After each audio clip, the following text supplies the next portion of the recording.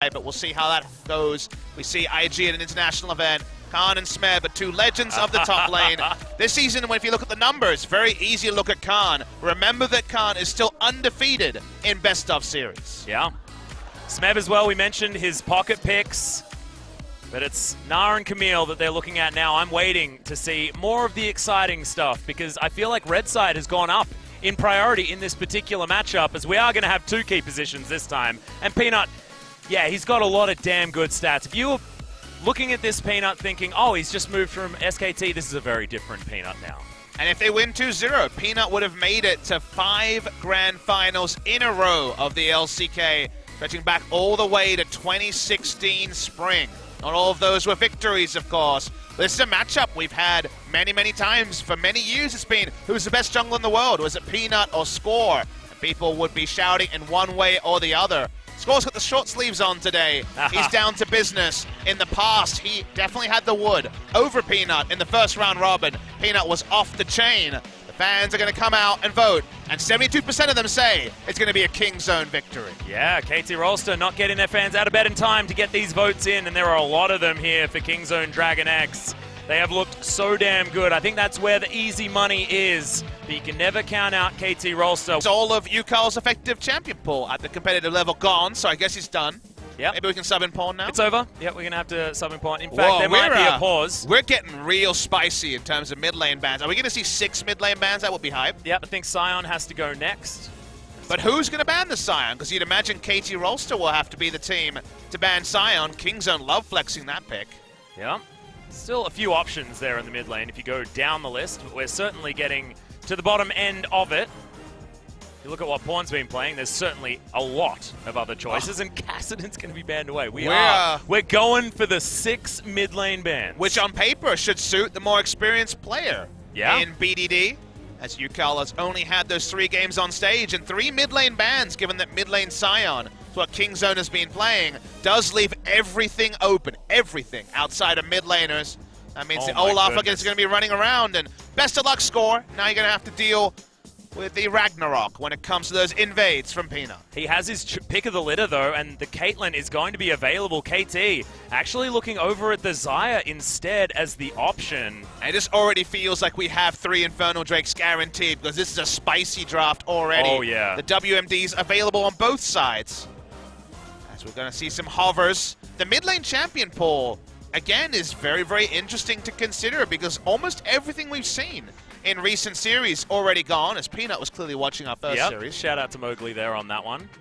Thankfully, Afrika still won the game, so it's okay. But Varus, he's available as well. They've got so many options. Yeah, Braum could come in, and you've hidden both of your solo laners. King Zone love to put power in their solos.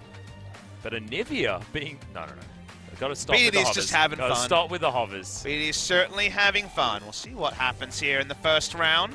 I'd love to see no mid laners taken, and then we could have some more bans.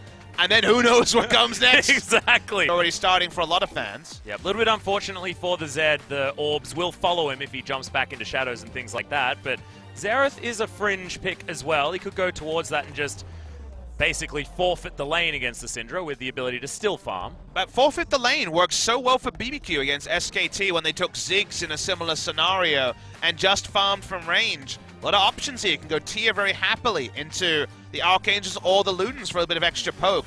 Is the sort of champion that gets kidnapped and dies, though, so there's going to be a lot of options. They've got 2 of those, in fact, and no Tahm Kench to give them that pseudo-mobility. And look at this. Oh my. We're fighting. This is the Smeb that we all want every single time. None of this team fight Smeb that we've been hearing about.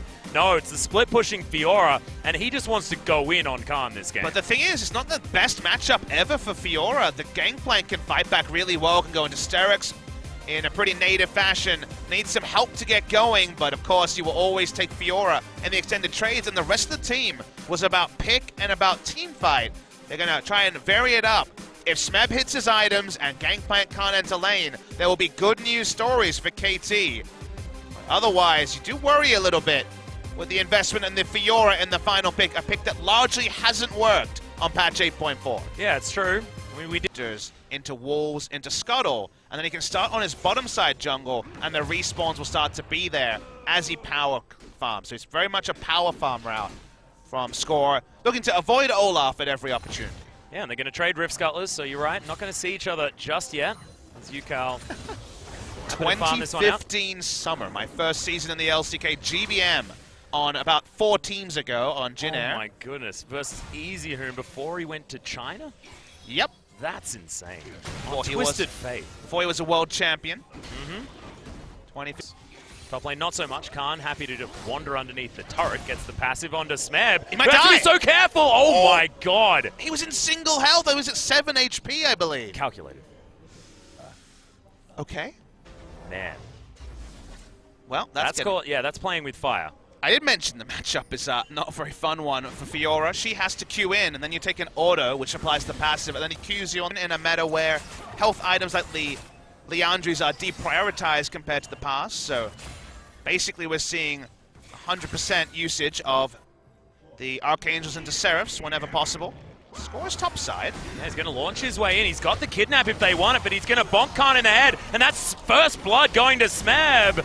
There's the flash in, and Peanut's just going to recklessly swing, and that's a dead Smeb. So, look, we're evened it out, but first blood going over to the Fiora is a big deal, and no gold really going to Khan apart from the assist. And Khan has been, dying more recently on the gangplank than he has in the past. They've been staunch in sticking with the gangplank despite it not being Khan on lane control. Jace and Riven, of course, things he's famous for. We saw him die at the Krug camp on Tuesday. We see him now kind of invite a situation where he did not need to be there, and through flash, he does die. Turns to lane. At least Peanut is there, like you mentioned, to pick up the trade kill. But had in this game, it's very hard to calculate. I can tell you that KingZone now with Rageblade and Trinity Force pretty online to fight.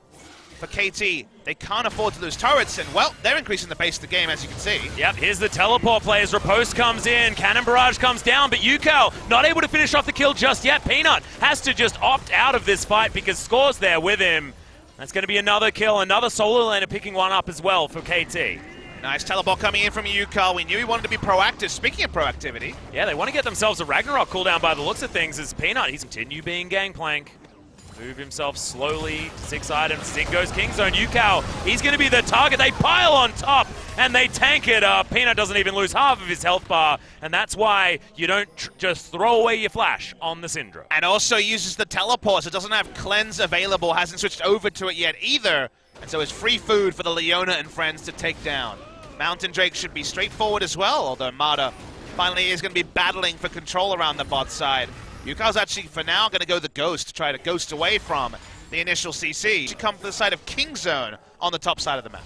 Yeah, Smeb having to use the lunge gets out of the way of the Undertow, but that's a full wave that he's going to lose on that turret.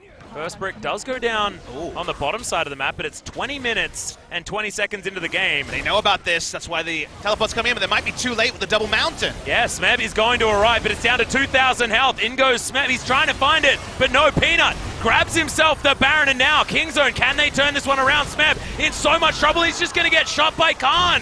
UCal as well, he's just taking the whole ult from BDD. And Score gets himself out, uses the kidnap of all things to do it.